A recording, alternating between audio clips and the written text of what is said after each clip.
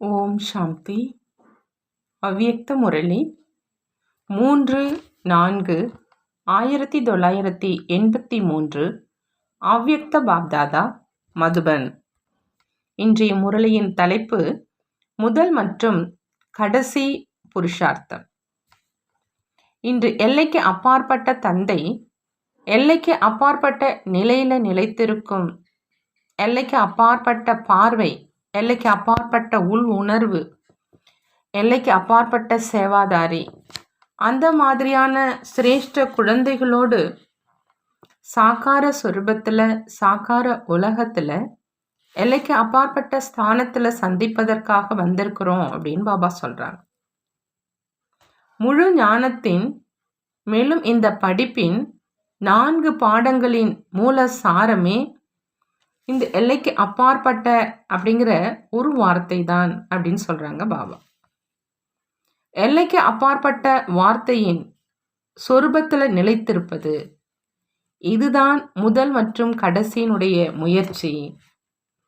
முதல்ல தந்தையின் குழந்தை ஆவது அப்படின்னா உடல்ல இறந்து மறுபிறவியில வாழ்வது. இதற்கான ஆதாரமும் உடலின் எல்லைக்கு உட்பட்டதிலிருந்து எல்லைக்கு அப்பாற்பட்ட உடலற்ற சொரூபத்துல நிலைச்சிடுறது. மேலும் இறுதியில பரிஸ்தா சொரூபமாகிடுறது. இதற்கும் அர்த்தம் இருக்குதுன்னு சொல்றாங்க பாபா. அனைத்து எல்லைக்கு உட்பட்ட உறவுகளில் இருந்தும் விலகி பரிஸ்தா ஆவது. ஆகினாலும் முதல் மற்றும் இறுதி முயற்சி மற்றும் பிராப்தி, லட்சணம் மற்றும் லட்சியம், நினைவு மற்றும் சக்திசாலி, அந்த மாதிரி 2 சொரூபங்களிலுமே என்ன இருந்தது அப்படின்னு பாபா கேட்குறாங்க. எல்லைக்கு அப்பாற்பட்ட நிலை தொடக்கத்துல இருந்து இறுதி வரை எந்தெந்த விதமான எல்லையை கடந்து விட்டிருக்கீங்க, மேலும் கடக்கணும், இந்த பட்டியலையோ நல்ல முறையில் தெரிஞ்சிருக்கீங்க இல்லையா அப்படின்னு பாபா கேட்குறாங்க. எப்போ அனைத்து எல்லைக்கு உட்பட்டவைகளையும் கடந்து எல்லைக்கு அப்பாற்பட்ட சொரூபத்துல, எல்லைக்கு அப்பாற்பட்ட வீடு, எல்லைக்கு அப்பாற்பட்ட சேவாதாரி, அனைத்து எல்லைக்கு உட்பட்டவைகளின் மேல் வெற்றியை அடையக்கூடிய வெற்றி ரத்தனமாகிடுவீங்களோ, அப்பதான் கர்மாதித்த நிலையினுடைய அனுபவ சொரூபம் ஆவீங்கன்னு சொல்றாங்க பாபா. எல்லைக்கு உட்பட்டவை அநேகம் இருக்கின்றன, மேலும் எல்லைக்கு அப்பாற்பட்டது ஒன்றே ஒன்றுதான் சொல்றாங்க பாபா. அநேக விதமான எல்லைக்கு உட்பட்டவை அப்படின்னா அநேக விதமான எனது, என்னுடைய என்பவை, என்னுடைய ஒரு பாபா, வேறு யாரும் இல்லை அப்படிங்கிற இந்த எல்லைக்கு அப்பாற்பட்ட என்னுடையதுல அநேக விதமான என்னுடையது மூழ்கிடுது. விஸ்தாரம் சார சொர்பமாக ஆயிடுது. விஸ்தாரம் கடினமாக இருக்கும் அப்படின்னா தொடக்கம் மற்றும் முடிவினுடைய பாடமாக என்ன ஆச்சுன்னு பாபா கேட்குறாங்க. எல்லைக்கு அப்பாற்பட்டது. இதே இறுதி லட்சியத்தின் எவ்வளவு அருகில் வந்திருக்கீங்க அப்படிங்கிறத சோதனை செய்யுங்கிறாங்க பாபா. எல்லைக்கு உட்பட்ட பட்டியலை எதிரில் வைத்து எதுவரை கடந்து வந்திருக்கிறேன்னு பாருங்க. பட்டியலை வர்ணனை செய்வதற்கோ அவசியம் இல்லை. எத்தனையோ தடவைகள் கேட்கப்பட்ட இந்த பட்டியல அனைவருடைய அதிகத்திலும் அதிகமான சரக்காக இந்த குறிப்பேடுகள் மற்றும் டைரி தான் இருக்கும். அனைவரும் தெரிஞ்சிருக்கீங்க, மிக நன்றாக வர்ணனையும் செய்ய முடியும், தெரிந்தும் இருக்கீங்க, அதை கூறவும் செய்கிறீங்க. மீதம் என்ன இருக்குது அப்படின்னு பாபா கேட்குறாங்க. பாப்தாதாவும் அனைத்து டீச்சர்கள் மற்றும் மாணவர்களின் சொற்பொழிவை கேட்குறாங்க. பாப்தாதாவிடம் வீடியோ இல்லையா? உங்களுடைய உலகிலோ இப்பொழுதுதான் உருவாகி இருக்குது. பாப்தாதாவோ தொடக்கத்தில் இருந்தே சூட்சம வதனத்தில் பார்த்துக்கிட்டே இருக்கிறாங்க, கேட்டுக்கிட்டே இருக்கிறாங்க. வர்ணனை செய்வதின் சிரேஷ்ட ரூபத்தை பார்த்து பாப்தாதா வாழ்த்துக்களும் தெரிவிக்கிறாங்க.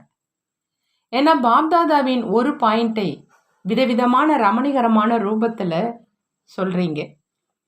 தந்தையோ தந்தைதான் அப்படின்னு சொல்லப்படுது. ஆனால் குழந்தைகள் தந்தைக்கும் தலையில் உள்ள கிரீடமாக இருக்கிறாங்க. அந்த மாதிரி வர்ணிப்பதில் தந்தையை விட தலை கிரீடமாக உயர்ந்த நிலையில் இருக்கீங்க. மற்றபடி என்ன பின்பற்றணும்? 3வது நிலை கடந்து செல்றவங்க. இதில் ஏதாவது எல்லைக்கு உட்பட்ட சுவரை தாண்டுவதில் சிலர் அந்த எல்லைக்குள் தொங்கிடுறாங்க, சிலர் மாட்டிக்கிறாங்க. கடந்து செல்லும் சிலர் லட்சியத்தின் அருகில் தென்படுறாங்க. ஏதாவது எல்லைக்கு உட்பட்டதை கடந்து சென்றதினுடைய அடையாளம் என்னவாக இருக்கும்? அல்லது அனுபவம் ஏற்படும். கடந்து செல்வதனுடைய அடையாளம், கடந்து சென்றீங்க, விலகியவர் ஆனீங்க. அந்த மாதிரி விலகியவர் ஆவதுதான் கடந்து வந்ததினுடைய அடையாளம் அப்படின்னு பாபா சொல்றாங்க. விலகி இருக்கும் நிலை அப்படின்னா பாபா சொல்றாங்க பறக்கும் கலையினுடைய அடையாளம். பறக்கும் பறவையாகி காரியத்தின் இந்த கல்ப விருட்சத்தின் கிளையில வருவாங்க. பறக்கும் கலையின் எல்லைக்கு அப்பாற்பட்ட சக்திசாலியான சொரூபத்தில் காரியம் செஞ்சாங்க மற்றும் பறந்தாங்க. காரியம் என்ற கிளையின் பந்தனத்தில் மாட்டிக்கொள்ள மாட்டாங்க. கர்ம பந்தனத்தில் மாட்டிக்கொண்டாங்க அப்படின்னா எல்லைக்கு உட்பட்ட கூண்டில் மாற்றிக்கொண்டாங்க. சுதந்திரமாக இருந்ததிலிருந்து அடிமை ஆனாங்க. கூண்டு பறவையை பறக்கும் பறவை அப்படின்னு சொல்ல மாட்டோம் இல்லையா? அந்த மாதிரி கல்ப விருட்சத்தின் விதவிதமான காரியத்தின் கிளையில் தந்தையின் பறக்கும் பறவை உயர்ந்த ஆத்மாக்கள் எப்பொழுதாவது பலகீனங்கள் என்ற பிடியில கிளைகளின் பந்தனத்தில் வந்துடுவாங்க. பிறகு என்ன செய்கிறாங்க? கதை கேட்டீங்கள் தான் இல்லையான்னு பாபா கேட்குறாங்க. இதை தான் எல்லைக்கு உட்பட்டதை கடந்து செல்வதனுடைய சக்தி குறைவாக இருக்குதுன்னு சொல்கிறது. இந்த கல்ப விருட்சத்துக்குள்ள 4 விதமான கிளைகள் இருக்குது. ஆனால் 5வது கிளை அதிகம் கவரக்கூடியது. தங்கம், வெள்ளி, செம்பு, இரும்பு மற்றும் சங்கம யுகம். இது வைரத்தினுடைய கிளைன்னு பாபா சொல்கிறாங்க. பின்பு ஹீரோ ஆவதற்கு பதிலாக வைரத்தின் கிளையில் மாட்டிக்கிறாங்க அப்படிங்கிறாங்க பாபா. மிக உயர்ந்த காரியம் சங்கம யுகத்தில் தான் நடக்கும் இல்லையா? இந்த சிரேஷ்ட காரியம்தான் வைரத்தின் கிளைன்னு சொல்கிறாங்க பாபா. சங்கம யுகத்தின் எப்படிப்பட்ட சிரேஷ்ட காரியமாக இருந்தாலும், ஆனால் அந்த சிரேஷ்ட காரியத்தின் பந்தனத்தை வேறு வார்த்தைகளில் தங்க சங்கிலின்னு சொல்கிறீங்க. சிரேஷ்ட காரியத்திலும் எல்லைக்கு உட்பட்ட ஏதேனும் விருப்பம் கொள்வதுதான் தங்க சங்கிலி. பாபா தங்க சங்கிலினா என்ன சொல்கிறாங்கன்னா, செய்யக்கூடிய சிரேஷ்ட காரியத்திலையும் எல்லைக்கு உட்பட்ட ஏதாவது விருப்பம் இருந்ததுன்னா அதுதான் தங்க சங்கிலின்னு சொல்கிறாங்க. கிளை வைரத்தினால் ஆனது என்றாலும் தங்கத்தினால் ஆனது என்றாலும் பந்தனம்தான்ங்கிறாங்க. பாப்தாதா அனைத்து பறக்கும் பறவைகளுக்கும் அனைத்து பந்தனங்கள், அதாவது எல்லைக்கு உட்பட்டவைகளை கடந்து செல்பவர்களாக இருக்கீங்களா அப்படின்னு நினைவூட்டுறாங்க. இன்றைய இந்த விசேஷ குழு பசு பாலனை செய்பவரின், அதாவது கோபாலர் அவருடைய தாய்மார்களுடையதுன்னு சொல்றாங்க. இவ்வளவு பெரிய கூட்டத்தை பார்த்து கோபாலரும் குஷி அடைஞ்சிட்டு இருக்கிறாங்க. பாப்தாதாவும் மிக இனிமையான தாய்மார்களை வந்தே மாதரம் அப்படின்னு சொல்றாங்க. ஏன்னா புது உலக ஸ்தாபனையின் காரியத்தில் பிரம்ம பாபாவும் மாதா குருவிடம் அனைத்தையும் சமர்ப்பணம் செய்தார். இந்த ஈஸ்வரிய ஞானத்தினுடைய விசேஷம் மற்றும் புதுமையே சக்தி அவதாரத்தை முன்னுக்கு வைப்பது. மாதா குருவினுடைய நிர்வாகத்தை ஸ்தாபனை செய்வதுதான் புதுமை. இதனுடைய நினைவு சின்னமாக கௌமுக்கு அதனுடைய மகிமை மற்றும் பூஜை இருக்குது. அப்படி நீங்கள் எல்லைக்கு உட்பட்ட தாய்மார்கள் இல்லையான்னு கேட்குறாங்க பாபா. எல்லைக்கு அப்பாற்பட்ட ஜெகத் மாதா போதை இருக்குதான் இல்லையான்னு கேட்குறாங்க. நீங்கள் ஜெகத்துக்கு, அதாவது உலகத்திற்கு நன்மை செய்கிறவங்க.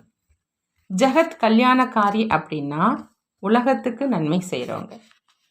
நீங்கள் வீட்டிற்கு நன்மை செய்பவராக மட்டும் இல்லையான்னு கேட்குறாங்க.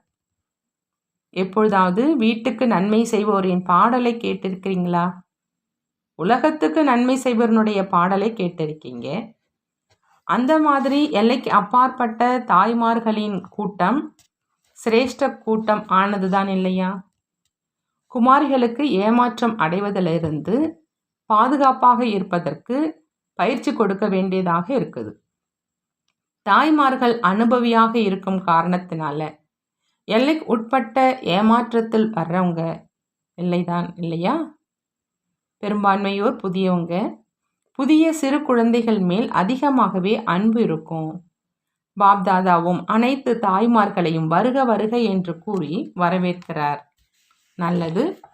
அந்த மாதிரி எப்பொழுதும் எல்லைக்கு அப்பாற்பட்ட நிலையில நிலைத்திருக்கக்கூடிய, எப்பொழுதும் பறக்கும் பறவை, பறக்கும் கலையில் பறக்கக்கூடிய, எப்பொழுதும் இறுதி பரிஸ்தா சொரூபத்தை அனுபவம் செய்யக்கூடிய, எப்பொழுதும் தந்தைக்கு சமமாக கர்ம பந்தனத்திலிருந்து விடுபட்டு கர்மாதீத் நிலையில் இருக்கும், லட்சியத்தின் அருகில் இருக்கும் சிரேஷ்ட ஆத்மாக்களுக்கு பாப்தாதாவின் அன்பு நினைவுகள் மற்றும் நமஸ்காரம் செய்கிறாங்க. நாமும் பாப்தாதாவுக்கு அன்பு நினைவுகள் மற்றும் நமஸ்காரம் செய்வோம். சேவாதாரிகளுக்கான பாப்தாதாவினுடைய மகா வாக்கியங்கள். பாப்தாதா அனைத்து பொறுப்பில் இருக்கும் சேவாதாரி குழந்தைகளை எந்த ரூபத்தில் பார்க்குறாங்க? பொறுப்பில் இருக்கும் சேவாதாரி அப்படின்னா தந்தையை பின்பற்றி நடக்கிறவங்க. தந்தையும் சேவாதாரி ஆகித்தான் வர்றாங்க இல்லையா? என்னென்ன விதமான ரூபம் இருக்குது? அவை அனைத்தும் சேவைக்காகத்தான் இல்லையான்னு பாபா கேட்குறாங்க. அப்படி தந்தையினுடைய விசேஷ ரூபமும் சேவைக்கானது. அந்த வகையில் பொறுப்பில் இருக்கும் சேவாதாரி அப்படின்னா தந்தையை பின்பற்றி நடக்கிறவங்க.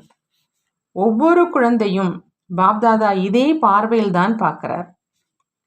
நீங்கள் பாப்தாதாவின் சேவை காரியத்தில் ஆதி ரத்னம்தான் இல்லையான்னு கேட்குறாங்க.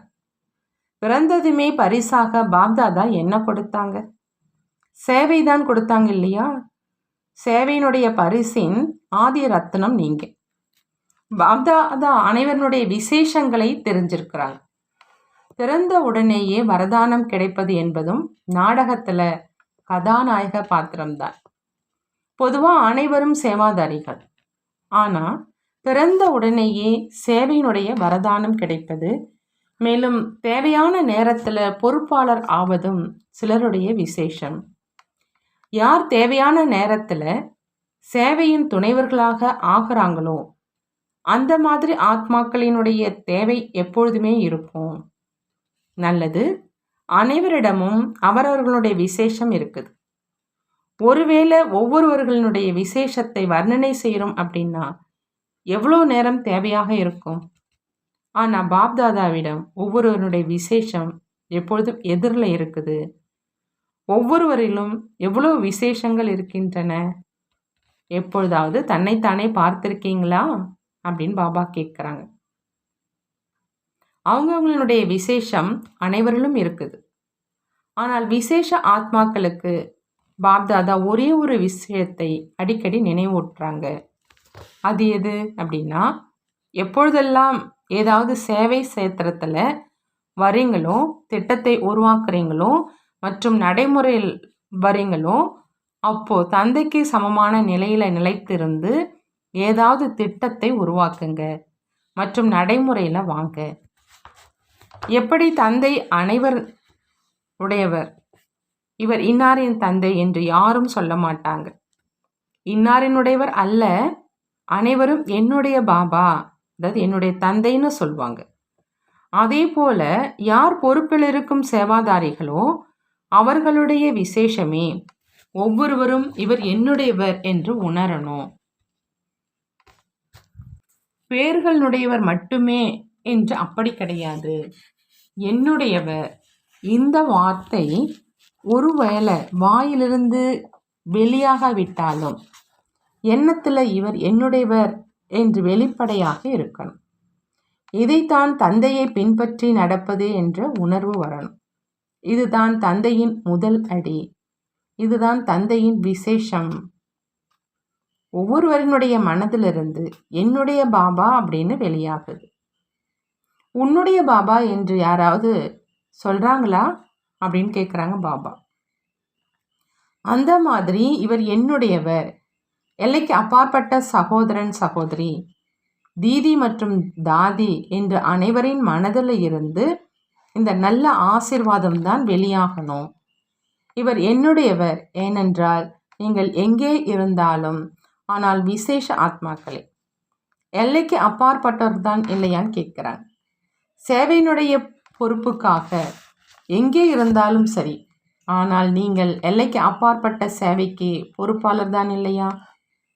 திட்டத்தையும் எல்லைக்கு அப்பாற்பட்டதாக தயாரிக்கிறீங்களா, அல்லது ஒவ்வொருவரும் அவரவர்களுடைய ஸ்தானத்துக்காக தயாரிக்கிறீங்களான்னு கேட்குறாங்க பாபா. அப்படி செய்வதில்லை தான் இல்லையா? எல்லைக்கு அப்பாற்பட்ட திட்டத்தை பாரதம் மற்றும் வெளிநாடுகள் அனைவருக்காகவும் தயாரிக்கிறீங்க. அந்த மாதிரி எல்லைக்கு அப்பாற்பட்ட பாவனை, எல்லைக்கு அப்பாற்பட்ட விருப்பங்கள் வைப்பது தான் தந்தையை பின்பற்றி நடப்பது. இப்போ இதை நடைமுறையில் அனுபவம் செய்யுங்கன்னு சொல்கிறாங்க. இப்பொழுது அனைவரும் வயது முதிர்ந்தவர்கள். வயது முதிர்ந்தவர்களுடைய அர்த்தமே அனுபவிகள். நீங்கள் அநேக விஷயங்களின் அனுபவிதான் இல்லையான்னு பாபா கேட்குறாங்க. எத்தனை அனுபவங்கள் இருக்குது? ஒன்றோ தன்னுடைய அனுபவம், இரண்டாவது அநேகர்களின் அனுபவங்களினால் அனுபவி. அனுபவி ஆத்மா அப்படின்னா வயது முதிர்ந்த ஆத்மா. பொதுவாக யாராவது வயதானவராக இருக்கிறாங்க அப்படின்னா உலகிய கணக்குப்படி கூட அவங்கள அப்பா மாமா அப்படின்னு சொல்லுவாங்க. அந்த மாதிரி எல்லைக்கு அப்பாற்பட்ட அனுபவி அப்படின்னா அனைவருக்கும் தன்னுடையவர் அப்படிங்கிற அந்த உணர்வு ஏற்படணுங்கிறாங்க பாபா. சகயோகி ஆத்மாக்களுக்கு சகயோகத்தின் பிரதிபலனாக பாப்தாதா எப்பொழுதுமே அன்பு கொடுக்குறாங்க. சகயோகியாக இருக்கீங்க அப்படின்னா எப்பொழுதும் அன்புக்கு பாத்திரமானவங்க. எனவே என்ன கொடுப்போம்? இவர் அன்பின் களஞ்சியமாக இருக்கிறார் என்று அனைவருக்கும் உணர்வு வரணும். ஒவ்வொரு அடியிலும் ஒவ்வொரு பார்வையிலும் அன்பு அனுபவம் ஆகணும். இதுதான் விசேஷம் இல்லையான்னு பாபா கேட்குறாங்க. நாம் என்ன செய்யணும் என்று அந்த மாதிரி ஏதாவது திட்டத்தை உருவாக்குங்க. விசேஷ ஆத்மாக்களினுடைய விசேஷ கடமை என்ன, விசேஷ காரியம் என்ன, அது சாதாரணதில் இருந்து வேறுபட்டதாக இருக்கணும். பாவனையையும் நிரம்பிய நிலைக்குத்தான் வைக்கணும். ஆனால் இவங்க விசேஷ ஆத்மாக்கள் என்று தென்படணும். ஒவ்வொரு அடியிலும் விசேஷ தன்மை அனுபவம் ஆகணும்.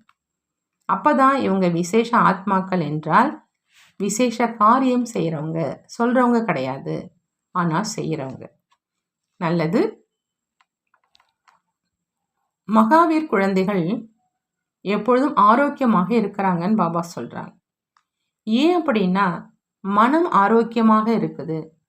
உடலோ நடிப்பை செய்து மனதில் ஏதாவது நோய் இருக்குது அப்படின்னா நோயாளின்னு சொல்வோம். ஒருவேளை மனம் நோயற்றது என்றால் எப்பொழுதும் ஆரோக்கியமாக இருக்கிறாங்க. பாம்பு படுக்கையில் விஷ்ணுவுக்கு சமமாக ஞானத்தை சிந்தித்து கொண்டு மகிழ்ச்சியாக இருப்பது, இதுதான் விளையாட்டு. எப்படி பிரம்ம பாபா விஷ்ணுவுக்கு சமமா கால் மேல் கால் போட்டு விளையாடுவார் இல்லையா? அந்த மாதிரி ஏதாவது நடந்தால் கூட ஏதோ காரணமாக இந்த காட்சி நடக்குது, சிந்தித்து சிந்தனை சக்தி மூலமா இன்னும் கடலின் ஆழத்தில் செல்வதற்கான வாய்ப்பு கிடைக்குது. எப்பொழுது கடல்ல செல்வீங்களோ அப்போ வெளியில இருக்க மாட்டீங்க இல்லையா? அப்படி அறைக்குள் இருக்கல, கடலின் ஆழத்தில் இருக்கீங்க. புது புது ரத்தினங்களை எடுப்பதற்காக ஆழத்துல சென்றிருக்கீங்க.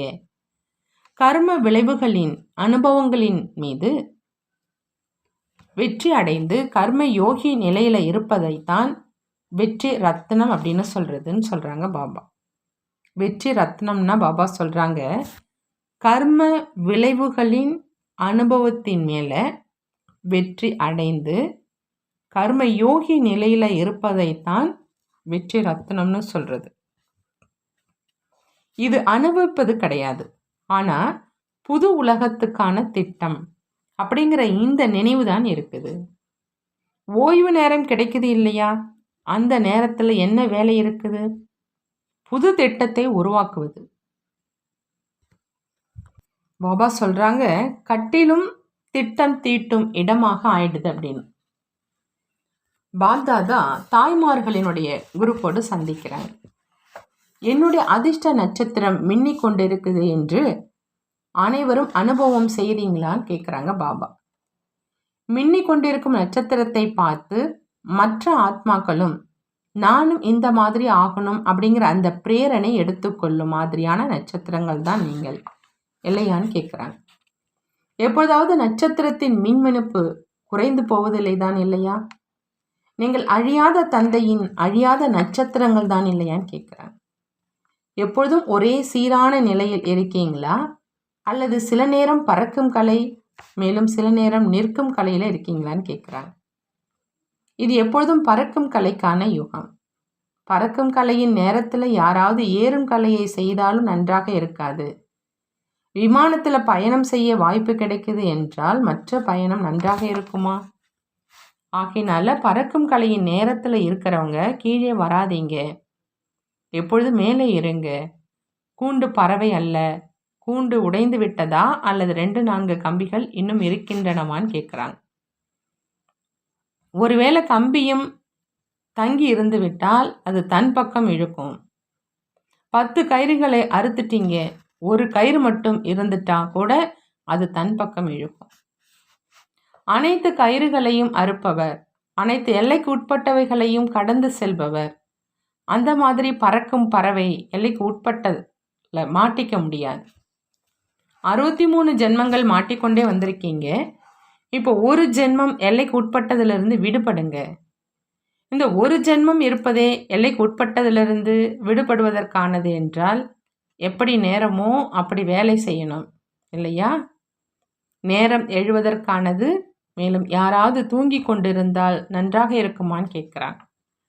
ஆகையினால எப்பொழுதும் எல்லைக்கு உட்பட்டதிலிருந்து விடுபட்டு எல்லைக்கு அப்பாற்பட்ட நிலையில் இருங்க. தாய்மார்களுக்கு அழியாத மாங்கல்யத்தினுடைய திலகமும் இடப்பட்டிருக்கு இல்லையா? எப்படி உலகத்தில் மாங்கல்யத்தினுடைய அடையாளம் திலகம், அதே மாதிரி அழியாத மாங்கல்யம் அப்படின்னா எப்பொழுதும் நினைவு திலகம் இடப்பட்டிருப்பது. அந்த மாதிரி சுமங்கலி எப்பொழுதும் பாக்கியம் நிறைந்தவர். நீங்கள் ஒவ்வொரு கல்பத்திலும் பாக்கியம் நிறைந்த ஆத்மாக்கள். அந்த மாதிரி பாக்கியம் அதை யாரும் உங்களிடமிருந்து பறிக்க முடியாது. நீங்கள் எப்பொழுதும் அதிகாரி ஆத்மாக்கள், உலகத்தின் அதிபதி. உலக ராஜ்யமே உங்களுடையதாக ஆயிடுச்சு. ராஜ்யம் தன்னுடையது, பாக்கியம் தன்னுடையது, பகவான் தன்னுடையவர். இவரைத்தான் அதிகாரி ஆத்மான்னு சொல்றது. அதிகாரியாக இருக்கீங்க என்றால் அடிமைத்தனம் இல்லைன்னு சொல்றாங்க பாபா. அதிகாரியாக இருக்கீங்க அப்படின்னா அடிமைத்தனம் இல்லை. பாபா கேள்வி கேட்குறாங்க, குழந்தைகள் உங்களுடைய வருமானம் குறைவற்றது மற்றும் அழிவற்றது எப்படின்னு. குழந்தைகள் உங்களுடைய வருமானம் குறைவற்றது மற்றும் அழிவற்றது எப்படி? பதில் சொல்றாங்க பாபா, நீங்கள் அந்த மாதிரி வருமானம் செய்கிறீங்க, அதை ஒரு பொழுதும் யாரும் உங்களிடமிருந்து பறிக்க முடியாது. எந்த பிரச்சனையும் ஆக முடியாது. மற்ற வருமானத்திலோ பயம் இருக்கும். இந்த வருமானத்தை ஒருவேளை யாராவது பறிக்க விரும்பினால் கூட உங்களுக்கு குஷி ஏற்படும். ஏன்னா அவரும் வருமானம் செய்தவராக ஆகிவிடுகிறார் இல்லையா? யாராவது கொள்ளையடிக்க வந்தாங்க அப்படின்னா இன்னும் குஷி ஏற்படும். இந்த எடுத்துக்கோ அப்படின்னு சொல்வீங்க. அப்படி இதன் மூலம் வருமானம் செய்யும் சிரேஷ்ட ஆத்மாக்கள் நீங்கள் அப்படின்னு சொல்றாங்க. நல்லது. பாபா ஒரு அருமையான கேள்வி இந்த முரளியில் கேட்டிருக்காங்க. குழந்தைகள் உங்களுடைய வருமானம் குறைவற்றது மற்றும் அழிவற்றது எப்படி அப்படின்னா, நீங்கள் அந்த மாதிரி வருமானம் செய்கிறீங்க, அதை ஒரு பொழுதும் யாரும் உங்கள்கிட்ட இருந்து பறிக்க முடியாது. எந்த பிரச்சனையும் ஆக முடியாது. மற்ற வருமானத்தில் பயம் இருக்கும். இந்த வருமானத்தை ஒருவேளை யாராவது பறிக்க விரும்பினாலும் கூட உங்களுக்கு குஷி தான் ஏற்படும். ஏன்னா அவங்களும் வருமானம் செஞ்சவராக ஆயிடுறாங்க. யாராவது கொள்ளையடிக்க வந்தாங்க அப்படின்னா இன்னும் குஷி ஏற்படும். இந்தா எடுத்துக்கோன்னு சொல்வீங்க. அப்படி இதன் மூலம் வருமானம் செய்யும் சிரேஷ்ட ஆத்மாக்கள் நீங்கள்னு பாபா பெருமையாக சொல்கிறாங்க. நல்லது. ஓம் சாந்தி. பாபா வரதானம் கொடுக்குறாங்க. சேவையினுடைய பிரத்யட்ச பழத்தை அருந்தி நிரந்தர ஆரோக்கியமானவராக, செல்வந்தனாக, மேலும் சந்தோஷமாக இருக்கும் எப்பொழுதும் குஷி நிறைந்தவராக ஆகுகிறாங்க. சேவையின் பிரத்யட்ச பழத்தை அருந்தி நிரந்தர ஆரோக்கியமானவராக, செல்வந்தனாக, மேலும் சந்தோஷமாக இருக்கும் எப்பொழுதும் குஷி நிறைந்தவராக ஆகுக. எப்பொழுதும் குஷி நிறைந்தவராக ஆகணும் அப்படின்னா பாபா சொல்றாங்க, சேவையினுடைய பிரத்யட்ச பழத்தை அருந்தி நிரந்தரமா ஆரோக்கியமானவராக, செல்வந்தனாக, மேலும் சந்தோஷமாக இருக்கணும். எப்படி இந்த உலகத்துல கூட இப்போ பறித்த பழத்தை அறிந்தனீங்க அப்படின்னா ஆரோக்கியமாக இருப்பீங்கன்னு சொல்றாங்க. ஆரோக்கியமாக இருப்பதற்கு பழம் சாப்பிடுங்கன்னு சொல்றாங்க. குழந்தைகளாகிய நீங்களோ ஒவ்வொரு வினாடியும் பிரத்யக்ஷ பலன் அப்படிங்கிற அந்த பழத்தை அருந்துறவங்க. ஆகினால யாராவது உங்களிடம் நீங்கள் எப்படி இருக்கீங்க அப்படின்னு கேட்டா, நாங்கள் மிகவும் குஷியாக இருக்கிறோம், மேலும் பரிஸ்தாக்கள் மாதிரி நடந்துக்கிறோம், நாங்கள் ஆரோக்கியமாகவும் செல்வம் நிறைந்தவர்களாகவும் சந்தோஷமாகவும் இருக்கிறோம் அப்படின்னு பதில் சொல்லுங்கன்னு சொல்றாங்க பாபா. பிராமணன் அப்படிங்கிறவங்க ஒரு பொழுதும் சோர்வடைய முடியாது. ஸ்லோகன்: தூய்மையான ஆத்மாதான் சுத்தம் மற்றும் தூய்மையின் கண்ணாடின்னு பாபா சொல்றாங்க. தூய்மையான ஆத்மாதான் சுத்தம் மற்றும் தூய்மையின் கண்ணாடிங்கிறாங்க. நல்லது. ஓம் சாந்தி. நன்றி பாபா, நன்றி.